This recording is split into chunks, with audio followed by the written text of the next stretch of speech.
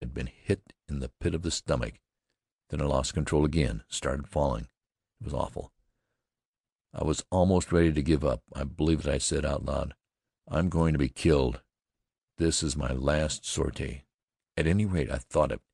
Made one last effort and came out in Legion de Vol, as nearly as I could judge about 150 meters from the ground. It was an ugly-looking place for landing, trenches and shell holes everywhere.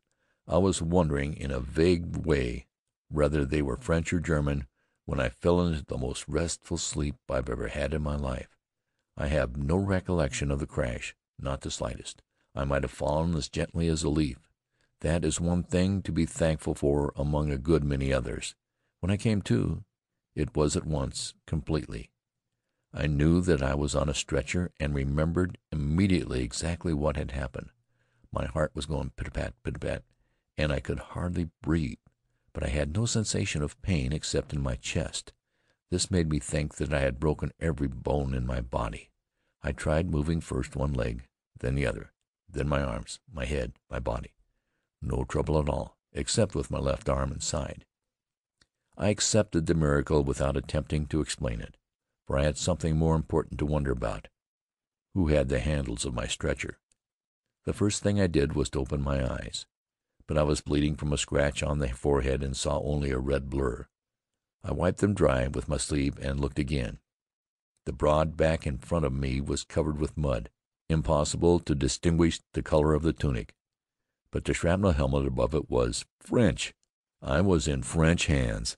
If ever I live long enough in one place so that I may gather a few possessions and make a home for myself, on one wall of my living room I will have a bust-length portrait, rear view, of a French brancardier, mud-covered back and battered tin hat. Do you remember our walk with Monette in the rain, and the déjeuner at the restaurant where they made such wonderful omelettes? I'm sure that you will recall the occasion, although you may have forgotten the conversation. I have not forgotten one remark of Monette's apropos of talk about risks. If a man were willing, he said, to stake everything for it, he would accumulate an experience of 15 or 20 minutes, which would compensate him 1,000 times over for all the hazard. And if you live to be old, he said quaintly, you can never be bored with life. You will have something always very pleasant to think about. I mention this in connection with my discovery that I was not in German hands. I have had 5 minutes of perfect happiness, without any background, no thought of yesterday or tomorrow to spoil it. I said, "Bonjour, messieurs," in a gurgling voice. The man in front turned his head sideways and said, "Tiens, ça va, monsieur l'aviateur?" The other one said, "Ah, mon vieux, you know the inflection they give this expression, particularly when it means, 'This is something wonderful.'" He added that they had seen the combat and my fall, and little expected to find the pilot living, to say nothing of speaking. I hoped that they would go on talking, but I was being carried along a trench. They had to lift me shoulder high at every turn, and needed all their energy. The Germans were shelling the lines, several fell fairly close, and they brought me down a long flight of wooden steps into a dugout to wait until the worst of it should be over. While waiting, they told me that I had fallen just within the first-line trenches at a spot where a slight rise in ground hid me from the sight of the enemy. Otherwise, they might have had a bad time rescuing me. My Spad was completely wrecked.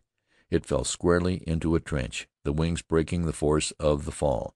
Before reaching the ground, I turned, they said, and was making straight for Germany. 50 meters higher, and I would have come down in no man's land. For a long time we listened in silence to the subdued crump, crump of the shells.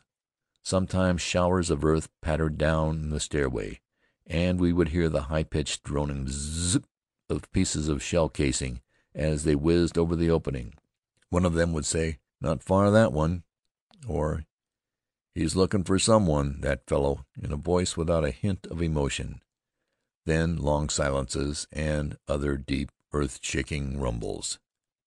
They asked me several times if I was suffering, and offered to go to the poste de secours if I wanted them to. It was not heavy bombardment, but it would be safer to wait for a little while. I told them that I was ready to go on at any time, but not to hurry on my account. I was quite comfortable. The light glimmering down the stairway faded out, and we were in complete darkness. My brain was amazingly clear. It registered every trifling impression. I wish it might always be so intensely awake and active. There seemed to be 4 of us in the dugout, the 2 brancardiers and the second self of mine, as curious as an eavesdropper at a keyhole, listening intently to everything, and then turning to whisper to me. The brancardiers repeated the same comments after every explosion. I thought, they have been saying this to each other for over 3 years. It has become automatic. They will never be able to stop. I was feverish, perhaps. If it was fever, it burned away any illusions I may have had of modern warfare from the infantryman's viewpoint. I know that there is no glamour in it for them, that it has long since become a deadly monotony, an endless repetition of the same kinds of horror and suffering, a boredom more terrible than death itself, which is repeating itself in the same ways day after day and month after month. It isn't often that an aviator has the chance I've had. It would be a good thing if they were to send us into the trenches for 24 hours every few months. It would make us keener fighters, more eager to do our utmost to bring the war to an end for the sake of the poilus. The dressing station was in a very deep dugout, lighted by candles. At a table in the center of the room, the medical officer was working over a man with a terribly crushed leg. Several others were sitting or lying along the wall, awaiting their turn. They watched every movement he made in an apprehensive, animal way, and so did I. They put me on the table next, although it was not my turn. I protested, but the doctor paid no attention. "Aviator American again? It's a pity that Frenchmen can't treat us Americans as though we belong here." As soon as the doctor had finished with me, my stretcher was fastened to a 2-wheeled carrier, and we started down a cobbled road to the ambulance station. I was lightheaded and don't remember much of that part of the journey. Had to take refuge in another dugout when the Huns dropped a shell on an ammunition dump in the village through which we were to pass. There was a deafening banging and booming for a long time, and when we did go through the town, it was on the run. The whole place was in flames and small arms ammunition still exploding. I remember seeing a long column of soldiers going at the double in the opposite direction, and they were in full marching order. Well, this is the end of the tale, all of it, at any rate, in which you would be interested.